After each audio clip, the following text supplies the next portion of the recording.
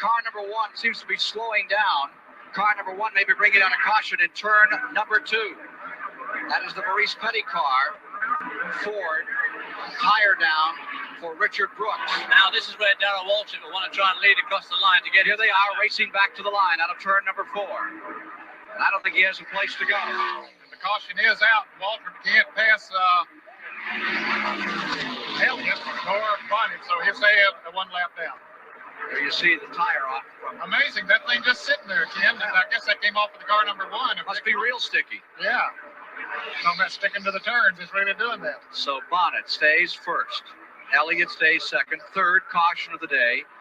17 of 40 have retired from the event. Here's Richard Brooks pulling onto pit road. Third caution of the afternoon. Minus 1 wheel. Strategy here. They'll come in again for tire change. And of course, as far as being able to go the rest of the way now, that all goes out the window. There'll be no question about that. Dick Brooks takes the car number 1 into the garage area. He knew that apparently too much damage was done to the suspension when it dropped down on the pavement, so he's going to be out of it. Richard Brooks, first Grand National race he ever saw was the 1969 Daytona 500, and he watched it from behind the wheel of a Plymouth car. Finished 32nd that year. His best finish, 1973 at Cotton Owens Dodge. Next to last race for the Cotton Owens Dodge. Let's go to Mike Joy quickly. Bill Elliott is on pit road. His crew chief Ernie was concerned they might not have enough gas to go the distance. No more concern now. They can easily run the route if they get a full tank of gas here under caution. Again, it's right side tires, a cleaning of the grill. In fact, Butch Stevens hauls that jack around to the left side of the car, and they'll take on 4 fresh tires. Down to Chris Economaki. All right, Darrell Waltrip is taking on 4 new tires. He got fresh tires about 5 minutes ago. This is called in racing parlance rebuilding the car for that stretch drive to the finish. All fresh, clean windshield, and away goes Darrell Waltrip.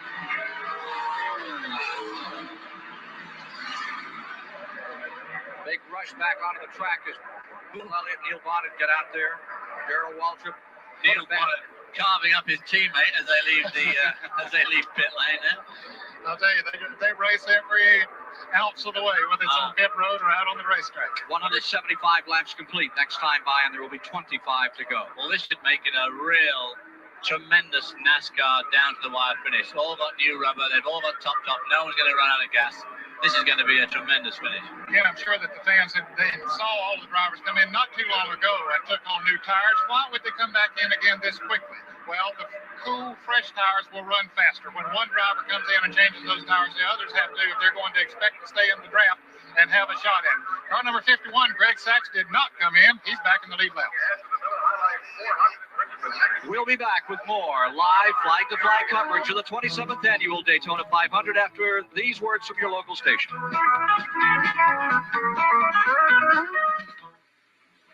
Sachs still in pitting.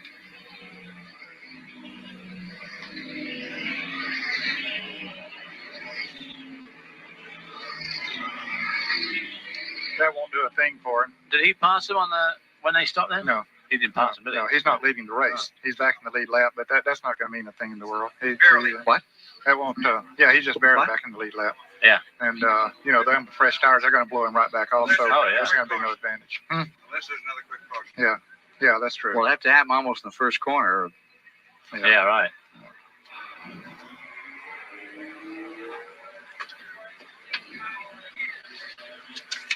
I bet you Bonnet don't pass Elliott this time. No. One more to go this time. One more, and then. The only one of the 200-mile Thank you. qualifiers that made.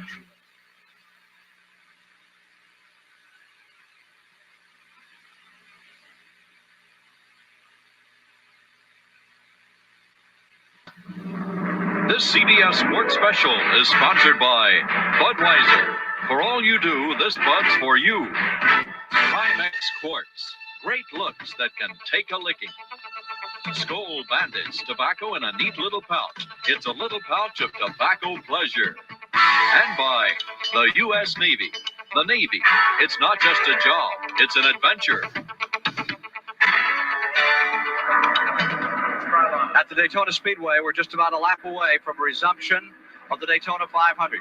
The circumstances have changed a bit. The question still is, as we look at the view from the Goodyear blimp of this great facility, Can this Elliott car maintain this pace, which has seen records shattered all afternoon? Perhaps an answer here from Ernie Elliott. Mike Joy? Well, fuel is no longer a factor, Ernie. You won on Father's Day on CBS. You won a couple more times during the 1984 season. What would it mean to the Elliott family to win the great American race here today? Winning Daytona, there's nothing like it. I mean, we never won it, so it'd be hard for us to say, but I'm sure there's nothing like winning Daytona. I mean, I think that's basically every racer's goal in life is to win at Daytona. We're just going to try to pull it out today if we can. How old were you when you first dreamed of bringing a car here and winning this race? Oh, I don't know. I used to come here with Daddy in 64 or 65, so I was pretty small then, so I guess then. Well, he would have had to sneak under the fence then to get to pit road, and today he may go to victory lane. Let's go to Chris. At the last pit stop, most of the leaders stopped and took on tires, but Greg Sachs, who's number 51, is the head of the lineup right now, stayed out there. The difference between having the old tires on and the new tires on is only a difference for about 4 to 6 laps. The cars with the new tires can go faster for only 4 to 6 laps, and then they settle down to the same speed. I'm told here by drivers that a new set of tires after they're 5 laps old are no faster than tires that have 70 or 80 miles on them. So what Greg Sachs did was stay out to get up front on the track. The other drivers came in and got tires so they could go a little bit faster for a short period of time. Back to you, Ken. And it saved about $600 in the process. Well, this is the point, of course, and the rule is about to be instituted where you can't change all 4 tires under the caution, and of course it will help teams, I guess, like Greg Sachs. It'll save them some money over the year. Comes in effect at Richmond, where they race next. They go to Richmond, Virginia a week from now, back to the old roots of racing on a half-mile track. You had a checker. These guys have had $2,000 worth of tires in about the last 7 minutes. Per car. All right, restart from inside Jeff Bodine's car. You're in the 8th place car. Lap down, 2 laps down actually, as they come back to the line. Pace car is coming in. Here's Bodine taking his shot on the inside. You see the orange car and white down the inside, sneaking under number 90 and going up alongside Joe Ruttman as he tries to squeeze off some cars into that first turn. Bill Elliott is the overall leader. Neil Bonnet is in second. Lake Street is in third. They all run in the lead lap. A lap down in fourth is Greg Sachs, with Buddy Baker still out here shooting it out in fifth. Ricky Rudd is in sixth. Waltrip in seventh. Back straight away. And look at this performance of Bill Elliott. Drawing away another time. Leaving the field. Fed up with pussyfooting around. He's going to get serious now. No more Mr. Nice Guy. This is it. Bill Elliott first came to Daytona in 1978, and he became popular immediately. Underdog, he finished 5th in the 125-miler, came in 8th in the 500. The following year, that good-natured kid didn't even qualify for the 500. One of the more disappointing moments in his entire racing career. But he certainly has made some kind of comeback and has finished no worse than 12th in 6 500 starts, and here he is, riding records today for 27th annual 500. And look at him pull away, Tim. Before, Bonnet was able to stay with him in the draft and then did pass him. But now, as David says, no more fooling around. The time is here. You got the chips are down, so go ahead.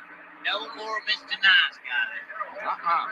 But he is a nice guy. Oh, yeah, he is. He looks like he still ought to be delivering papers rather than racing cars. Him and Butch Raymond look like they should be playing compass together. Bill Elliott down to turn number 1. Tweaked the lap at over 205 miles per hour to put this car on the pole, and it hasn't backed up yet. He won the 125-mile qualifier.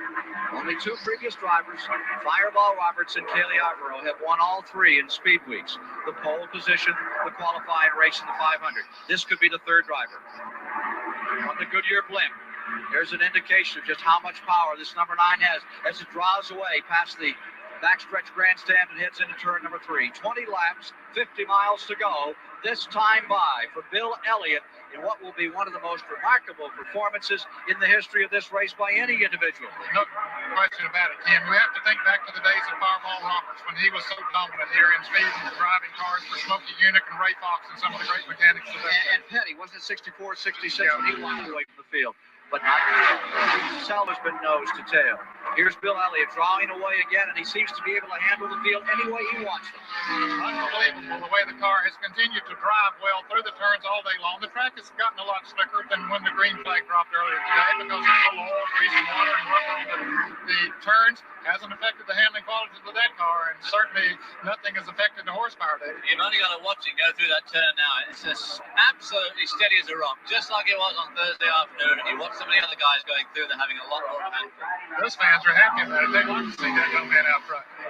Just a few years ago, the Elliott brothers, all three of them, used to take some junker cars. Their dad was in the car business, George. They used to run them around in a field out back. And one would pretend he was Richard Petty, and one would pretend that he was Cale Yarborough, and one would pretend he was Bobby Allison, and they would go at it. And now, here they are leading the field. All those big names have already fallen by the wayside. Elliott's last lap, 198.6 miles an hour. oh my heart. I mean, this is late in the race. 198.6 hops. That's getting the program. Yeah, he's really laying back now, isn't he? I mean, he's conserving the machinery, and he's obviously, the car's had the legs of the field the whole week. Fourth place battle here. That's the 15 car of Ricky Rudd. Sandwiched right in there is the 88 car. Lake Speed is in between them. He is third. The white and blue, number 75, is third place overall. 15, that is Ricky Rudd. What a comeback he made last year, crashing so violently here in Daytona and then going on to win the next time out in Richmond. And there's the 88 car. What a story on Baker. Decides to form his own team. Comes out here, and Buddy Baker is still very much a part of the story, running in 5th position. The only former Daytona 500 winner in the field, even though he's a lap off the pace. He has run a very good race, and he got that lap behind Ken when he overshot his pits early in the race, took some extra time, and he got a lap down and just simply never been able to make it up, and he's run with the leaders ever since. And they're hanging on to Neil Bonnet, who's a lap ahead of them, but they are racing very successfully with Neil Bonnet, who's in second spot. And that little move right there, Baker helping Lake Speed to move around the car number 15, is going to put Speed in a position to challenge Bonnet here very shortly. You are watching what appears to be the fastest 500 race in history. They can all stay together on this car, number 9, Bill Elliott. There's the interval, which is now up to 4 seconds. Neil Bonnet about 4 seconds back in second place. Unofficially, we have 18 cars of the 40 that started out of the race, building up to about half the field. Have gone back to the garage area early. The incredible speeds that have been turned out as everyone has been forced to chase car number 9. Sometimes in the old factory days, when you were racing, Ed, they'd send one car out as a rabbit, try to force the others into going in fast. This is a one-man rabbit performance out here today. I'll tell you, if he's been the rabbit there, the dogs have had a tough time out here today. He has led 124 laps. Unbelievable. In today's competition, you just could not believe that one man could do that. But he set the trend when he ran 205 here in qualifying a week ago yesterday. Not so much one man, but one family from a small town in northern Georgia dominating the great American race. Bill Elliott, can he stay with it and win it?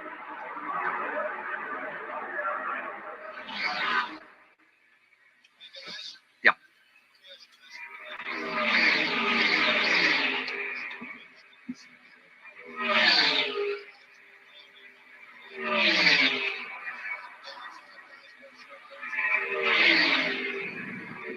Yeah, I would think, well, there's only one Ford that's running this well. Right. There's only one. Yeah. It's this one. Yeah.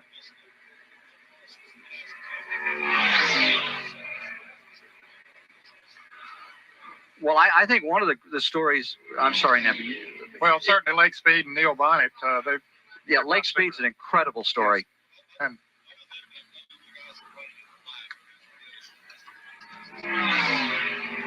well, we need to maybe talk to some of the crew chiefs to find out why these engines blew up today. And Kenny Schrader, you got a rookie running in 11th place there right now, would be an interesting. Kenny Schrader, the only rookie in the field, is running in 11th place. Yeah, and we need to talk to Bodine when he comes in. I'm not sure, Bob, that we need to address the situation strongly, that the rules need to be changed or anything of that nature. I mean, they need to, yeah. Because he's the only Ford that's going so well.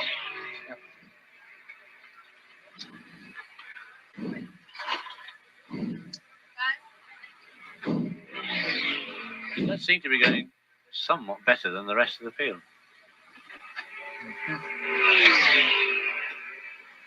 Mm-hmm. Yep. Yep. 3 hours. Yep.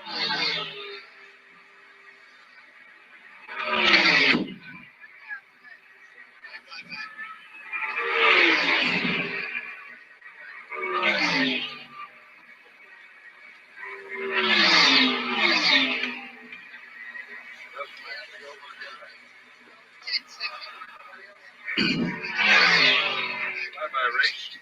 Yeah.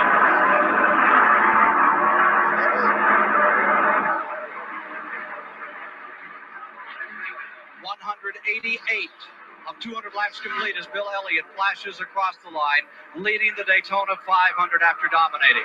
When they qualified on the pole last Saturday, the Elliott brothers are pretty quiet, particularly Ernie. Ernie was standing around and the press was all over him. He turned to the side and said, 4 years ago, no one would talk to me. And his brother Dan said, 4 years ago, we weren't running 205 miles an hour. Let's go to Mike Joy with him now. Ernie Elliott's just picked up a stopwatch and he's reading the interval to his brother. Did you pull the pin and turn him loose, or is he setting his own pace? No, he's just pretty much running like he wants to right now. Are you comfortable with that big a lead, or would you rather he back off it just a bit and save the car? Or is it his show? Well, he's just doing whatever he feels like's necessary. So, we'll just have to wait and see. It's all in Bill Elliott's hands now. Let's go to Chris Economaki. I'm with Tim Brewer, Neil Bonnet's crew chief. 11 laps to go, Tim, and 8 seconds. Is it hopeless? Well, it's not hopeless, Chris. It's not over yet. Something can happen to Elliott, heaven forbid. But, still, yeah, we'd take it either way. He's been awful dominant, been coming down here for a lot of years. He's definitely got the strongest car I've ever seen here. Okay, there you have it from Neil Bonnet's crew chief. Live and hope, along with pits at Daytona International Speedway. Back to you again. Thanks, Chris. Third spot is number 75, Lake Speed. He maintains the third position. There you see him in the white and blue car. And in the fourth position over now is the car just in front of him, a lap down, number 88. That is Buddy Baker. Then just behind, is Greg Sachs in the 51 car trying to hold on to it. Ricky Rudd is back to 6th. Waltrip is 7th. Bodine is 8th. Bobby Hillen is in. Rusty Wallace is in 10th. Sterling Martin 11th. And the only rookie, Ken Schrader, is up to 12th. Mike Alexander is running 13th on the field. But it's still Bill Elliott, the biggest story of the Daytona 500 for 1985. Well, I think Tim Brewer said it there, and that's the strongest car that he had ever seen here. And I'll tell you, it's been a long time since we've seen a car that dominant at Daytona. But don't go away. The final 10 laps here, they've been strange at Daytona. Baker lost 2 500s in the final 6 laps. And Trouble at turn number 1. Trouble going to turn number 1, number 48. Spinning, looping. Lenny Pond, the Virginian, taking over the car that Trevor Boyce drove a year ago, is bringing out the caution flag. And the strategy once again goes down the drain. They'll all be coming back into the pits, taking on tires again, and it'll be a new run. And it will probably be, these laps, of course, are counting laps. A lot of just 2 or 3 laps to the finish between 3 men. Bill Elliott, Neil Bonnet, and Lake Speed. There's Lenny Pond, the Virginian, who won a 500-mile race at Talladega. At that time, the fastest 500-mile race ever run at some 174 miles per hour. And now he sits there completely stalled on the racetrack. Let's see what happened to him as he went down towards turn 1. We see Pond moving around in the car, just waiting to get some help now with the tires flat on it. As he comes out the front straightaway, those cars passed him on the outside and apparently pulled the back end of it around. Then we see the tires blow on the car. And amazingly, Ken, it stays down off of the wall. He is really turning that steering wheel. You can see him, David, as he cranks that steering wheel and then brings it to a halt there. He did a very good job there. Didn't back into the wall. And he was also lucky that when he got sideways, it didn't lift. It was just on the edge of lifting up, but it didn't quite fly. So Lenny Pond pretty lucky, but very disappointed this close to the end of the race. And as you say, all the strategies are going to change now. All these tires, when they put these new tires on, you just want a 16th of an inch or an 1/8 of an inch wrong stagger, and you can be really out to lunch. Elliott on pit road. No surprise to see him coming on the pit road, and Mike Joy is there. Well, the Elliott crew had a look at Neil Bonnet go by, staying on the racetrack. Elliott will have to come up from the back of the line. Be a routine stop. They're under caution. They're in no hurry. And Ernie Elliott checking with folks back behind the pit wall as they put right side tires on Bill Elliott's car and now come around to attend to the left side tires. Elliott has a cup of water and he's tossed that out the right side window. He looks very calm and collected as he sits behind the wheel of that 200 horsepower machine and knows that it will be just a couple of lap shootout to decide a 500-mile race. Well, Neil Bonnet, I think, sold him a dummy there. Neil Bonnet headed towards the pits, then right at the last minute, he pulled out. What he's gambling on, David, is that the wrecker will break down out there and it'll take a long time to get that car to pull in. He knows that with 4 fresh tires that Bill Elliott will be able to come up and pass him, but maybe something will happen. Maybe it'll take a while to get that car off the track.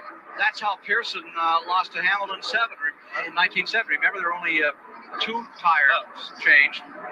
All right, here they are as they were coming down pit road. You see, Bonnet was right behind him, and then he pulls out and decides not to do it. Now, whether that was his own decision or whether the team manager, Tim Brewer, said, hey, stay out there. And anyway, he did stay out there. 192 laps are now complete. Bonnet and number 12 will be deployed up in front. Well, they delayed this for a couple more laps. That won't give enough time to get through. No, indeed. The wrecker, of course, is not breaking down. He's got that car off of the track. We didn't really expect it to. Didn't we? Well, Ned, think back. Buddy Baker lost 2 500s, final 6 laps, both in 73 and 78. When the engine came apart, he had the race won. And your old pal LBJ, Little Bobby Johns, came out here one time, and he spun for the lead in 60 with just a few laps to go in this race. He gave Junior Johnson the win that year. And then back in 1979, when we first came out here, Richard Petty won the race after a little incident up in turn number 3 between Donnie Allison and Cale Yarborough. So he was out of it. As the famous baseball mentor once said, it ain't over till it's over. No. Well, they get the signal for 1 more lap to go, so they're going to have about 6 laps here to hammer it out. When the checkered flag drops, is the only time you know you've won the race. That's right. Let's also point out the fact that Lake Speed did come in, and he took on 4 tires too, so he has fresh tires. We'll see if that'll give him an advantage over the car number 7, over the car number 12. I think the record may have gone away with this caution period. The record, 4th caution of the day, may have slipped away from us, but 3 have been broken. Here's Mike Joy with Ernie Elliott. Ernie, would you have stopped whether or not Neil Bonnet came onto pit road? Yeah, we were stopping. Either way. Either way. So obviously it was not a fate. The Elliots were poised to stop and take on those 4 fresh tires. I think it was a precautionary measure, again, that they stayed out there. And the fact that NASCAR lines about 2 abreast, those are lap cars down on the inside that we see. And so we see the first 3 place cars that are right in the line there. So it's not like that you have to go back completely to the rear end of the field. And you see the 4th place car on the inside, number 51, Greg Sachs. He's a lap down, and directly behind him should come the man that he is trying to counterattack from Buddy Baker, along with Darrell Waldrop running in 6th, Ricky Rudd in 7th in those positions. There's Sterling Marlin. He's run a beautiful race here today, but it looks like he's going to be out of it in the car number 95. Half the field is retired, more than half of them. That's the 21st car out. Sterling Marlin, who we just see being pushed away there, qualified at extremely high speed. 198 plus. Yeah, very good.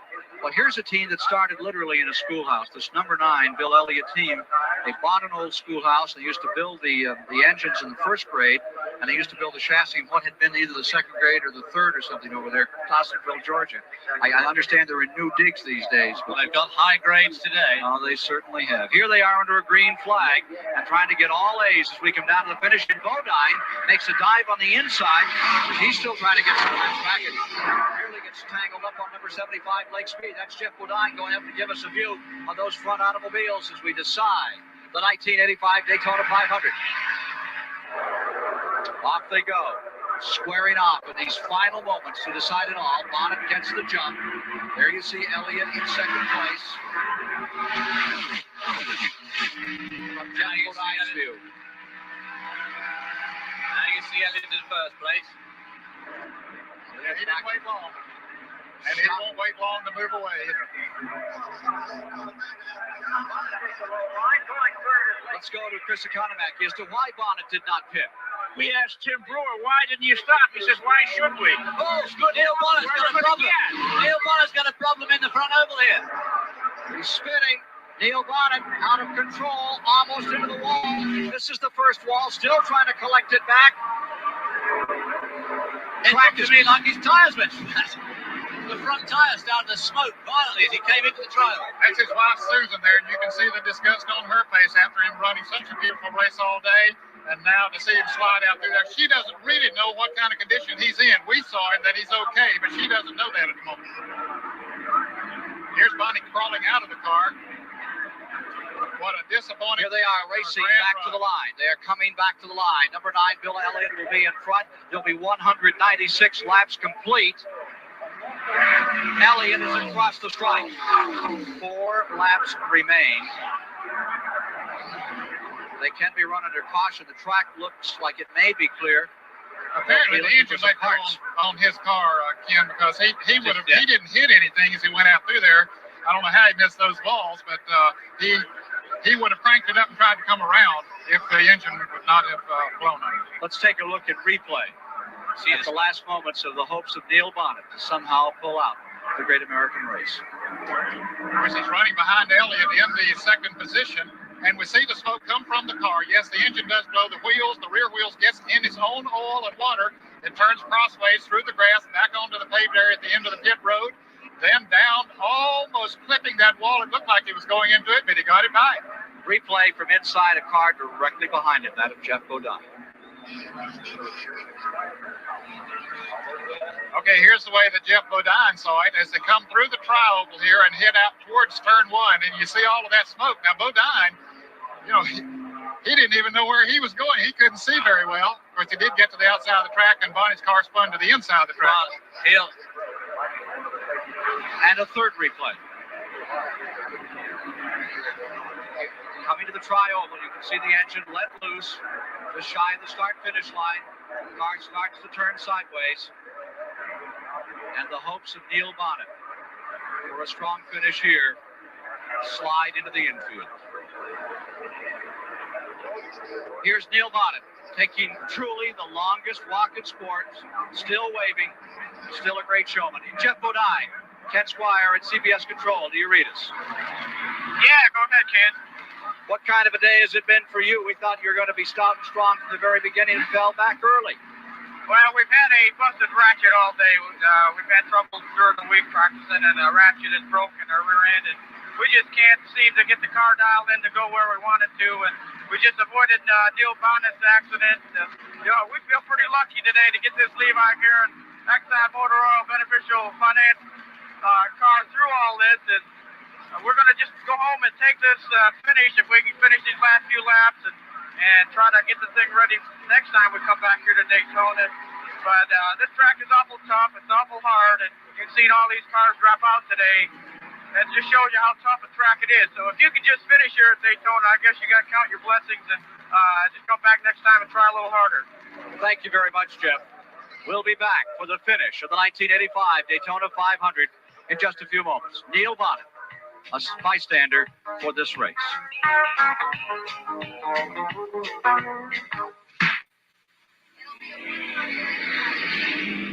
One lap when they come back. So they'll have 2 laps under green then. Ford Pontiac should have been a nose. One when they come back? There'll be one. Yeah, 1 lap. One They'll lap. get the white and Green the and white. yeah. They'll be coming up on green and white. Lakes Peak could still win this. Could do it. Wonder if Bonnet overrevved his engine on that takeoff. What on the tape? But it's yet another big team blowing its engine. Yeah. Yep. Little old guys from Dawsonville. Nice job, Ned. Oh, thank you. This has been fun. I've enjoyed this.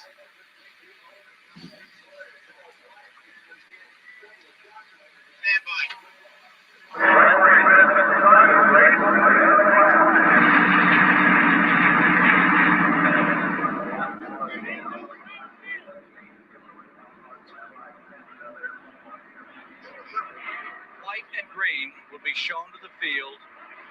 1 lap, and it will be over. Car number 9, Bill Elliott in front. Number 75, Lake Speed in the lead lap. Let's go to Chris Economic. Oh, Neil, that's the longest of all walks, isn't it? I tell you what, Chris, I should be disheartened, but it's a good sign for what's coming this season. My guys give me a good race car today, and What did you feel when it went? well, when that thing went, that's probably as sick as I've ever felt in my life. I knew it was over, and I honestly thought we had a good shot there, but Bill's run exceptional. I'm just tickled to death the way the car ran. Okay, thank you. Back to you, Ken Squire. Down for the last lap. Elliott draws away. Lake Speed gets one more shot at Bill Elliott. No one's been able to contain Elliott all afternoon. And one thing that Lake Speed didn't need was those cars running side by side with him. Of course, they were running for positions too, but he needed every clean shot that he could get to keep up with Elliott. He was not going to be able to do it. Yeah, he wanted a bit of help there, but too late now. First place, no contest, given to Elliott. Battle will be for third. Lake Speed is in second. Battle will be Waltrip, Baker, Rudd. Inside that third position. There's Lake Speed right there. In the second position, Bill Elliott is on his way to his greatest race ever. A little looseness up in turn number 3. A couple of cars all the way sideways. Here they are coming back to the line. And after dominating all day, his crew out on pit road, Bill Elliott wins the 1985 Daytona 500. There you see Ernie Elliott. Dan Elliott standing there just to the left. What a moment. Lake Speed up to congratulate the winner of the Daytona 500, David Hobbs. What a great result for Lake Speed, too. Half a second behind. Wonderful race for Lake Speed. Born-again Christian, works as hard at his church as he does at his racing. He comes out here and has the best day he's ever had. Buddy Baker coming to a halt, and as they raced across the line, unofficially now in third spot, we have Waltrip and Baker for fourth and Rudd for fifth. Well, Bill Elliott took the lead 8 times today and led for a total of 137 laps. Of course, his margin of victory was only a half a second. That doesn't seem like much compared to the way he ran. If he'd had a really lucky day, he could have won this race by, 2-3 laps. This team worked 16 hours a day. They worked from November on. They said they literally took time to sleep, took time to eat, and to go to church on Sunday. And some of them even worked on Christmas Day. They split the shift up so they could be with their families to get that car here and to make it perform. And there you see Ernie Elliott, the man that put the engines together, and one of the brothers. Let's take a look at the replay right now, Ned, of how they came across the line. Or perhaps we'll get a chance to... Well, Mike Joy is there with Ernie Elliott. Okay, here's the cars as they came across the start-finish line. Of course, there's Elliott way out front. Half a second, say way out front. And there's Lake Speed for second. And there's third, going to Waltrip, and Baker for fourth. So Darrell Waltrip had a pretty good day in the end, really, after a very bad start. Bet your life. Let's go to Mike Joy. Ernie Elliott, you folks have dominated every car here all week long. Could you be any happier than you are right now? No, not really. Everything just went well. I just have to thank the good Lord for such a good day. I mean, such a good week. I mean, everything's went just, above your highest expectations. And, I credit all the crew because they worked so hard coming down here. We wanted this race so bad. Everybody keep You got to look at that $1 million that R.J. Reynolds put up. And this is the first leg in it. And I'd like to thank my sponsor, Coors, and our car owner, Harry Melling, and all of our family and friends that supported us. I mean, they've stood by us all the way. Well, we'll let you get down to Victory Lane, and we'll go down there to Chris Economaki. Okay, Bill Elliott is probably more crowded now that he's been on the track all day long. More hands and hats and help helping get out of the car. Congratulations. He's probably wondering if it's worth it all right now. He looks very tired. He's sitting here trying to catch his breath, unfastening his shoulder harnesses, cleaning his face a little bit before he steps out. It's his biggest win of his long career, and he certainly did dominate. But the big question is going to be for the next few months is whether Bill Elliott won this race or whether his car won the race. The car has been an outstanding piece of machinery, and it's agreed up and down pit road that no car has ever done as well against the competition as this particular machine has done. Here he is stepping out of the car. Hey, we talked to you just before you got in the car, and now we're talking to you just to get out. How tough was it, Bill? Well, I'll tell you what, the car ran so good all day long, and Cale ran a heck of a race. I know I felt like he was going to be another car to beat. We started off there, and he took off, and I let him set the pace. And, I run along there, and those times I was running as hard as I could run, and he was leading the race. So, he would have been a tough guy to beat at the end of the day. I was worried about him all day long. I see the right front headlight there. They're all taped up. What happened there? I don't really know. Evidently something happened to it, and they made us tape it up on one of the green flag stops. Bill, I'm sure the question's going to be asked you later on is who won this race today, Bill Elliott or the Ford? Did a man win it or did a car win it? Well, I think I got to give credit to the car because it absolutely ran like you couldn't believe. Proud of him? Yes, Lord, it was a hard race. I was nervous wreck. How are you going to celebrate tonight? Probably go home and have a good rest. Okay, there you have Bill Elliott, the winner, and his wife, crowded in victory lane. We may be come back here a little bit later, but now back to you, Ken Squire. Number one in his life, that's Star. His daughter joining Bill Elliott. Family gathered in victory lane after the Great American Race. We'll be back with more in a moment.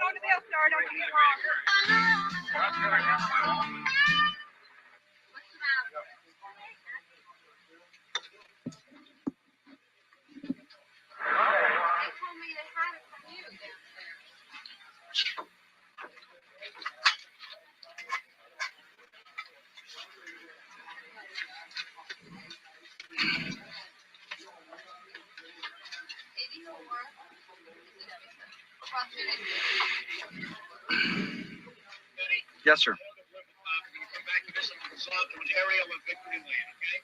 Okay.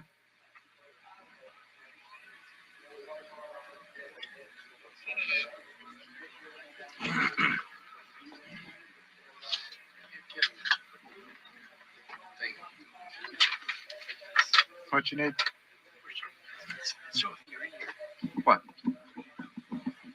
Earpiece. I really can't.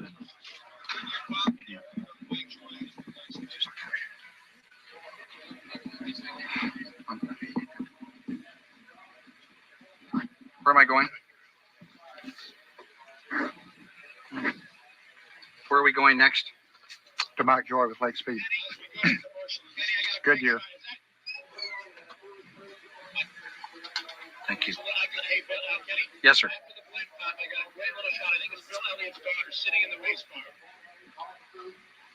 What's her name? Star.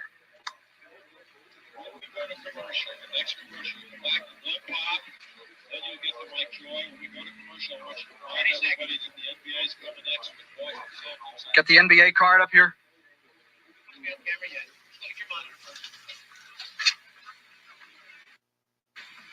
And get your merry band together in a nice tight 3-shot when I need you, okay?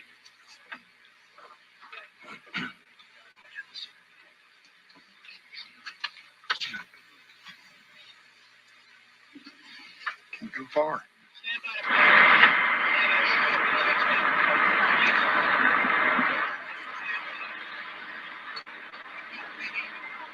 From the Goodyear Blimp Enterprise, here is a picture of the Daytona International Speedway, and the entire focus of attention is victory lane. And look who's in the winning car, number 9. I think she's 7. That is Star Elliott. Bill, the hardest words I've ever heard him say was, she's a miss. She doesn't look a lot much younger than he does either. Let's go to Mike Joy with the second place finisher. Lake Speed is here, and he's probably the only fellow in this place who's just as happy as Bill Elliott. You've been down here 3 times for the 500, never finished one until today. Here you're home in second place.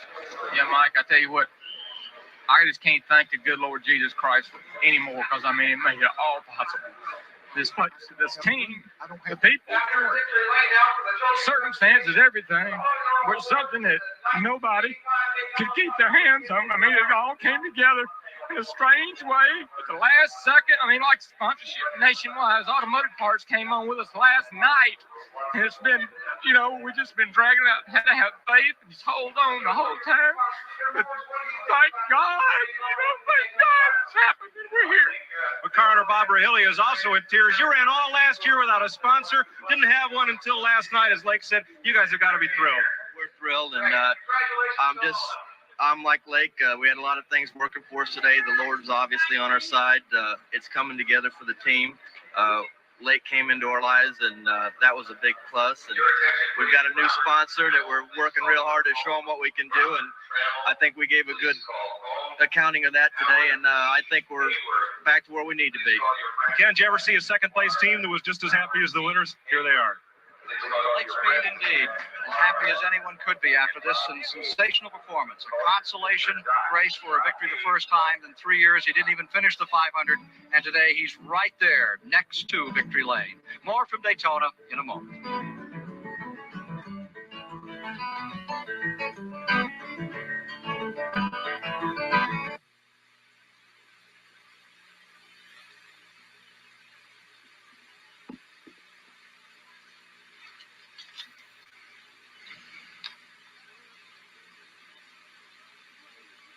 Didn't have enough cord, Diane. Yeah, that's okay. Yeah, We're having a lot of fun. That's what I was trying to accomplish. Let him move farther over this way, and we still could do that if you want to. Sachs got 6. Yes, you want Ken? 7th went to Bodine. Yes, you want Ken in the middle? 8th went to Bobby Hillen. And 9th went to 2 Wallace. You want Ken in the middle, Fish?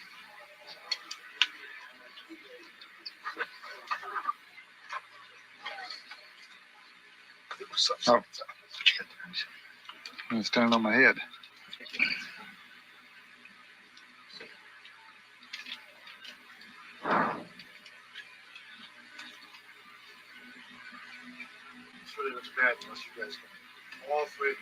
He can't. He hasn't got any room. He can't move. Cables. Well, you could move. You can move where I'm standing. Go ahead. I want you to come back over the shot here. Quickly give us the stand. We'll be back in a minute, but right now, let's go to Dick Stockton for a quick report on the upcoming NBA game. Move this way, closer to him. Let's go where? To Dick Stockton. Dick Stockton for a quick look at the Boston Celtics as they prepare for the Lakers. Boston Celtics at the Lakers.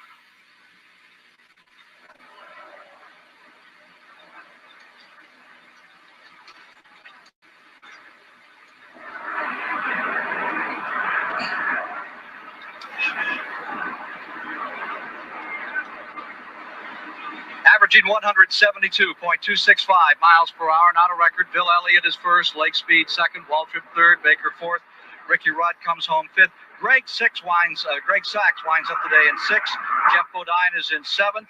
Bobby Hillen is in eighth.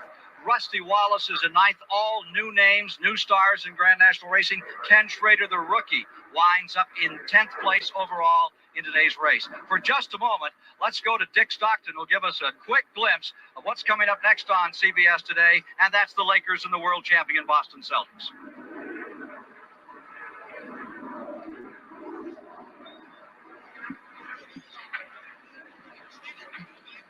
I was just going to move over there.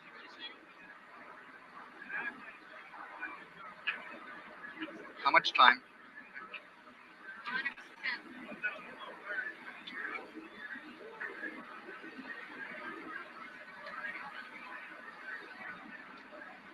We're back once again at Victory Lane for the presentation of the Cannonball Winner Award, which goes to the 1985 winning crew chief. At this time, we'd like to present it to Ernie Elliott. Ernie, congratulations. Thank you very much. I'd just like to thank this Lord for a good night's race. God also like to thank the crew and sponsors, Lord, and everybody. Thank you, Pat. Great job. I just can't thank you. Congratulations to you and all your crew, Ernie.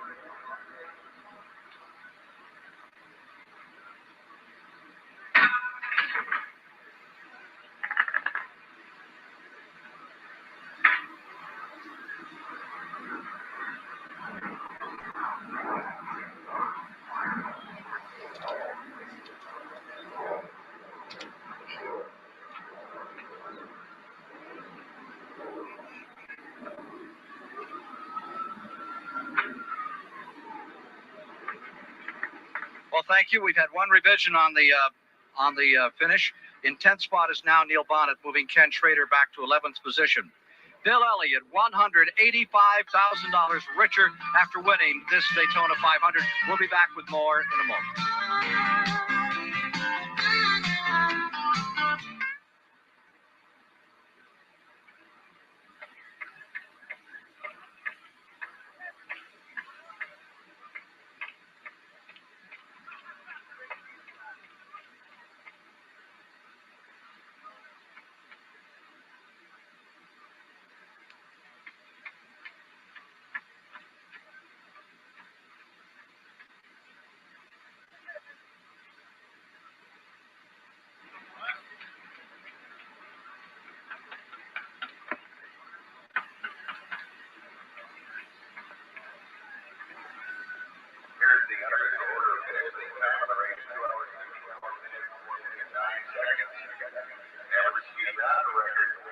Kids, Yeah. did David and Ned get a chance here?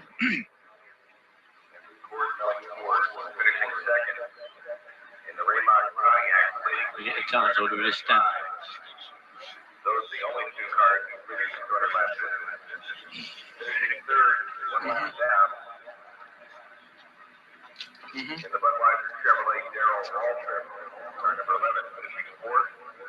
Car number 88, full front Equipment Oldsmobile, Buddy Baker, finishing fifth, also one lap down. In the number 15 Motorcraft Ford, Ricky Rudd, finishing sixth, one lap down. Car number 51, Jackson Sun Chevrolet, Greg Stack. Okay. In seventh, Okay. one lap off the pace. Levi Garrett Chevrolet, car number 5, Jeff Corral. Finishing in eighth, 3 laps behind. The Audi Guard Pontiac number 2 with Russell Wallace. Ninth, 3 laps down. Car number 8, Shackrock Industries Chevrolet, and Bobby Jr.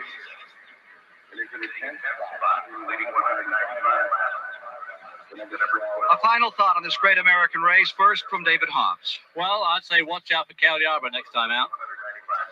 Bill Elliott whipped them good here today, Ken, but I'm sure that most of them are thinking next week at Richmond, Virginia, the next week at Rockingham, North Carolina, where the tracks may be the equalizer. Thank you, Ned Jarrett. I think Al Hobart, the IMSA champion, put it all in a racer's perspective. All the joy, all the sorrow, all the heartbreak that we've seen in the course of the race today. When one of these races is over, said Al Hobart, the needle always goes back to zero. Thank you for being with us for the 1985 Daytona 500.